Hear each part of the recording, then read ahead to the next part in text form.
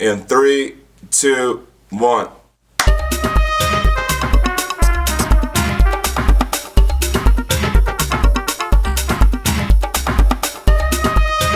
A lot to talk about as usual, but that's the NFL, right? Every weekend it gives us something to be excited about, give us something to be mad about, and yet again give us something to look forward to as well. Let's start out, man. Tough weekend. Washington Redskins. Monday morning, what we wake up to, there's been a coaching change in Jay Gruden. And yes, we probably was expecting that 0-5 on the season, and what do you do?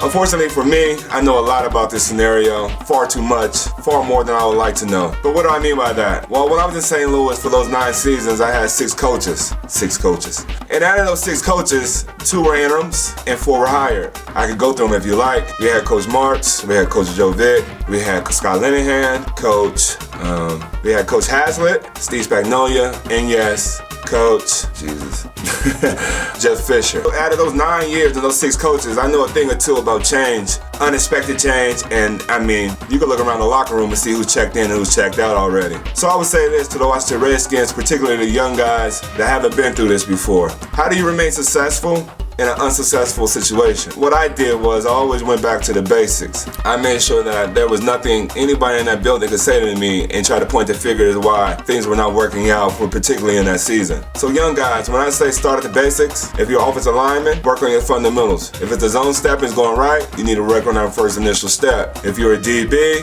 know the coverage. Know when to take risks, when to not take risks. And if you ain't so happen to be a middle linebacker or a quarterback, this is the time for you to show why you had a C on your chest if you're a captain. For the many people that's in the locker room that don't have the financial security that you all wish to have, I would say don't look around to blame fingers about why things are not working out the way they are. Remember again, there's 32 teams in the NFL, you only have to impress 1. There's a coaching job that's up for stake, so that means there are a lot of coaches that won't be in the building next year, and they'll all be going somewhere else. Make sure that whatever you do, that no one can ever say you're not a professional. We don't sign up for these seasons, but when these seasons thrust themselves upon us, you'd be amazed to see how many people are watching you, how you respond to adversity, and you'll be a better person from it if you come out on top. Not only as a player, but as an individual. Many of these lessons you're learning right now during the season, they continue to play out in life. But this time, you get to do it with all of us watching. We get to applaud you if you handle things just right. Very tough hit on the quarterback, Mason Rudolph. I was just happy to see Mason get up, for sure. You know, I've been a part of the game for a very long time. Even at a point in collegiate football, my very own teammate had a very tough injury that he had to recover from. So I understand those teammates that saw their friend, their brother on the ground, looking motionless and not quite sure what to do. In the back of your head, of course, you always say that's a part of the game. We understand that. But on the other side, we now know some of the studies that's coming out, the long-term effects for some of these hits. And yeah, that was a nasty one. Always was one of those things for me personally, man. It was always one of those things that it was a nightmare. I never ever wanted to be on that stretcher that one final time, unable to move, because that always meant to me that life will never be the same, especially for my family and friends, the ones that care about me outside of the sport.